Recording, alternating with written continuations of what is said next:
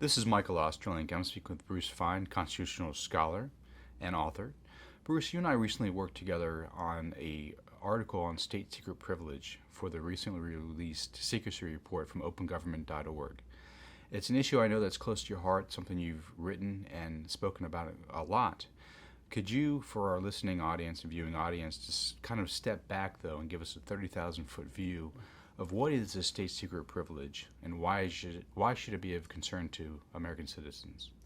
The state secrets privilege is an instrument of what lawyers would call injustice.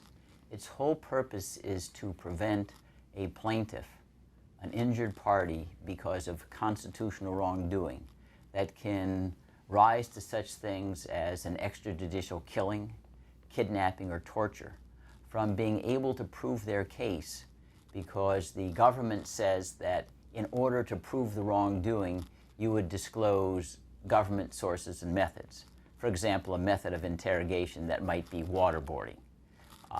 And so what it does, the state secrets privilege endows the government with the ability to commit constitutional wrongdoing of the highest order and to escape any civil penalty and damages or otherwise by simply claiming we may have done really bad things, but we need to keep them secret because otherwise the enemy would learn how to evade certain interrogation techniques, or they would learn certain of our sources who might be helping to kidnap or otherwise. Now, these are not academic matters. We recently, this week, have the Italian Supreme Court affirming convictions of 23 CIA operatives for kidnapping an individual in Milan, Italy, transporting them to Egypt. His name was Abu Omar, where he was tortured. So these things do happen, and typically in a civilized system of justice, the victim of constitutional wrongdoing can sue to recover for the violation and the injuries caused. But the state secrets privilege does the opposite. Its whole purpose is to prevent someone who in fact has been injured by constitutional wrongdoing from recovering. Now, it's not the state secret privilege is not something that just came out since 9/11 as a power. It's not a product of 9/11. Its origins really are backed in some sense to the Civil War, where a contract claim was brought by someone who President Lincoln had hired as a spy during the Civil War, and it was said that the Supreme Court that the contract to engage in espionage was one that had an implied understanding that no suit would be brought to disclose the secret arrangement, and dismissed the case for that reason. But you remember, and if you have a contract case, the government has a huge incentive not to welch on the contract, because if that reputation becomes widespread, no one will contract with the government again. That's not true with regard to government perpetration of torture, extrajudicial killings, kidnapping, violations of Fourth Amendment, because that's not a voluntary arrangement. There's one side that's doing the coercion, the other side is the victim.